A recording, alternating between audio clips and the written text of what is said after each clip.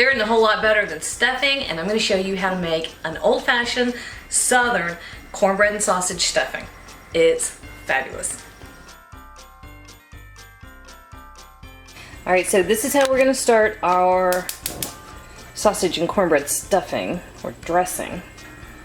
So all I have here is 1 stick of butter and 1 pound of just plain old country pork sausage.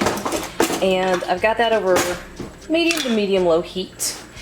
And I'm going to add to that, that's 3 big stalks of celery and 1 large white onion. You can use yellow onion. I don't know why I bought white onion. I normally don't, but I did. That's what I have. So all I'm going to do here for the next few minutes is stir and cook this until all that sausage is fully cooked. I'll show you what that looks like as it goes. I always do. I almost forgot something. I have a big handful of thyme. That's fresh thyme. If you get the small blister pack, I would go ahead and throw the whole thing in there. If you get the big one, that's about half. Okay? So I'm going to let that cook with the sausage and veggies. All those little tender leaves are on somewhat woody stems. And what I like to do when I'm doing a big batch like this, instead of taking the time to pull it all off and mess with it, I'll throw it in, because all the thyme leaves will fall off of the stems and end up in what I'm cooking. And then I just pull the stems out. That's a lot easier. Okay, so there we go. Added our thyme. Alright, there we go. I let all the sausage get cooked all the way through, and I've let that go about another 10 minutes just to start letting those veggies get nice and soft. And I'm going to leave this on relatively low heat while I come over here and work on the rest of it. My daughter is trying to snack on it. Alright, so here we have the basis for the dressing. So this is 6 pieces of white bread, and I toasted it. Tell you, wait a minute. It's really hard. Is that white or wheat? Honey wheat? No, it was that wheat bread, but it was a cheap wheat bread that I really don't think is wheat bread. They can somehow call it that by, you know what I'm talking about? Alright, so anyway, there's my discourse on bread. I have 6 of those, and I threw them in the oven for about 15 minutes at 350 degrees on a baking sheet, and just let them get nice and dry. Then I've got a sleeve of saltine crackers that apparently I needed to throw on the counter. And then I have most of a pan of cornbread, because Lance came home and she loves cornbread. Typically you would use the whole pan, but there's worse things that can happen than having your daughter love your cornbread. Alright. Now I have this really huge stock pot. The only reason you need to use that, or you would want to use something that big, is makes it easier to stir. You've got a lot of ingredients down in here.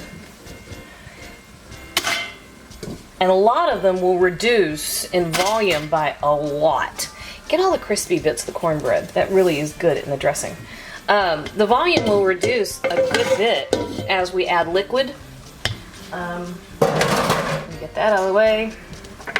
And the 2 crackers I threw. But while you're working with it, you need room to stir it without it ending up being all over the counter.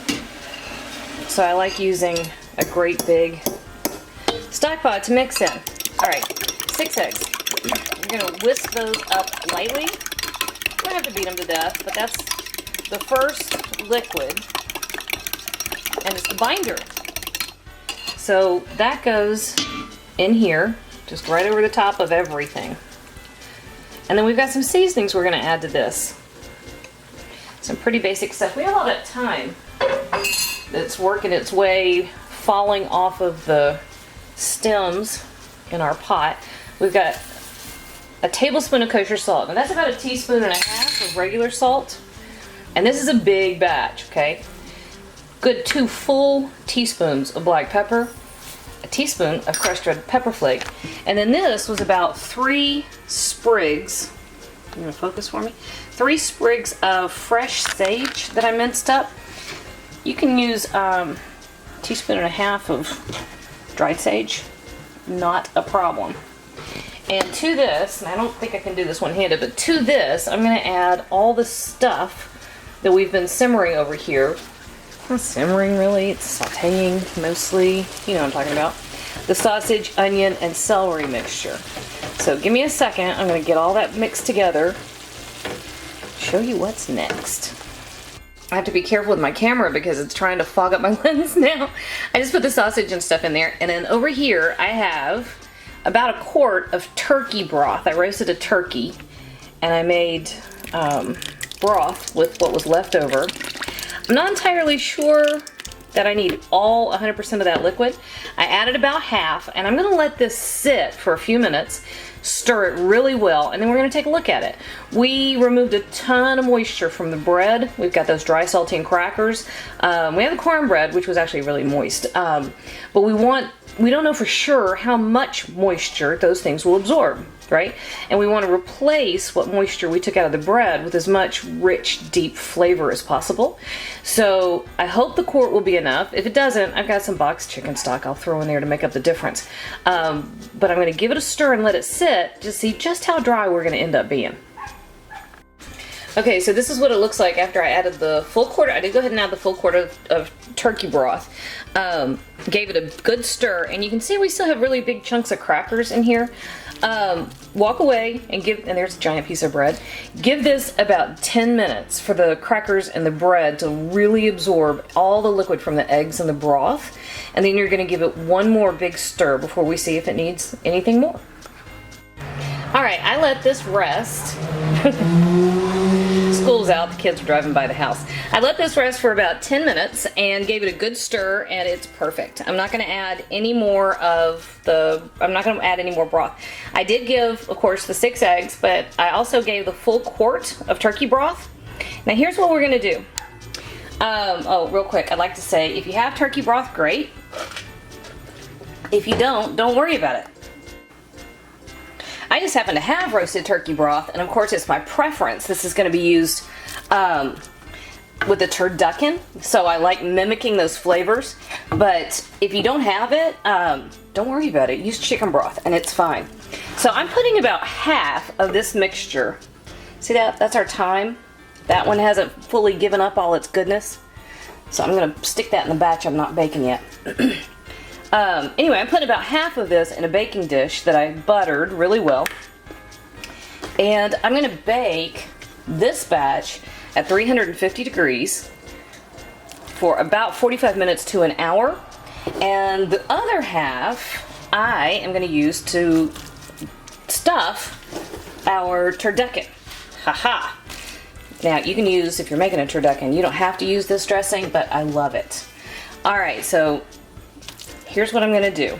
I am going to get our casserole packed. Oh, if you're not stuffing something with it, just use a bigger baking dish and make sure you give it a full hour to get hot all the way through. Let me save this for the batch that's going in the turducken.